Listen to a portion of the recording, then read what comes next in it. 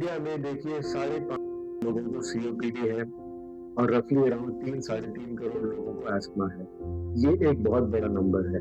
अगर हम इन चीजों को समझे तो हमें पहले इन डेप्थ ये पता होना चाहिए कि ये बीमारियां क्या हैं और इस बीमारी को हम कैसे हैंडल कर सकते हैं। एस्मा से शुरू करें। एस्मा एक ऐसी बीमारी है जो यूजुअली चाइल्डहुड में शुरू होती है, फैमिली हिस्ट्री होती है।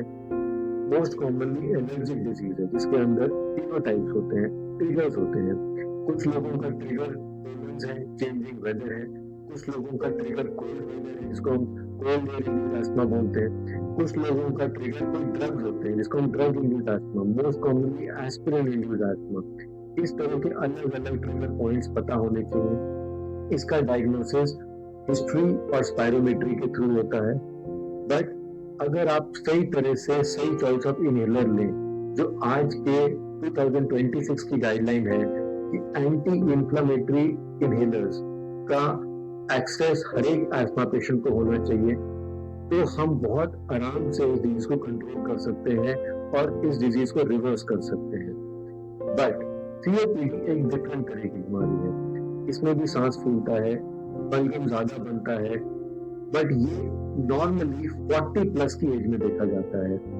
ये उन पेशेंट्स में देखा जाता है जिनकी हिस्ट्री ऑफ स्मोकिंग रही है या टोबैको एक्सपोजर रहा है, किसी तरह का डस्ट एक्सपोजर रहा है। इसके डायग्नोसिस के लिए हम हिस्ट्री टेकिंग के सिवा बहुत इंपॉर्टेंटली सीटी स्कैन का यूज करते हैं और स्पायरोमेट्री का यूज करते हैं।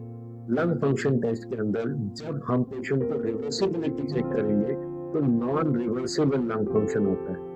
इसका मतलब है कि लंग्स पूरी तरह रिवर्स नहीं करते दवाई देने के बाद।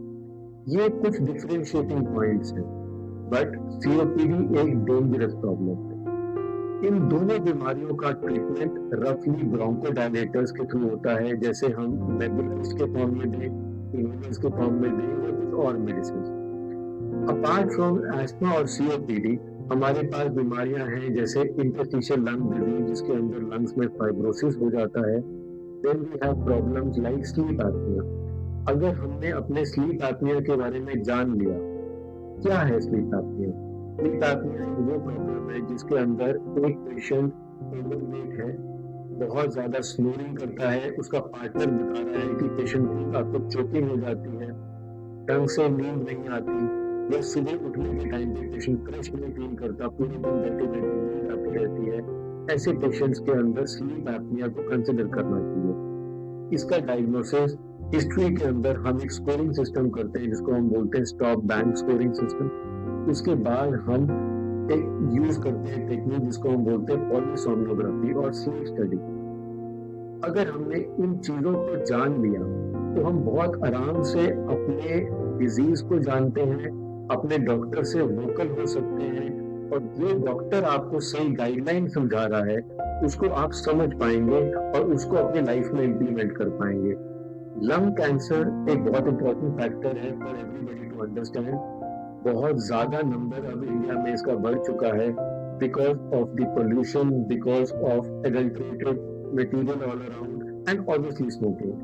तो any signs of excess weight loss, कभी मुंह से खून आए, कभी बहुत एक्सेस चेस्ट में पेन हो, तो अपने डॉक्टर से मिलिए, और हो सकता है कहीं आपके लंग्स में एक early sign of lung cancer न डेवलप हो रहा हो।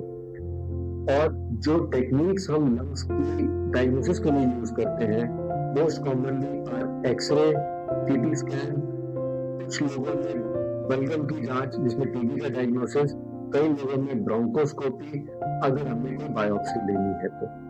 ये सारी इंफॉर्मेशन आपके लिए बहुत इंपॉर्टेंट है। Thank you.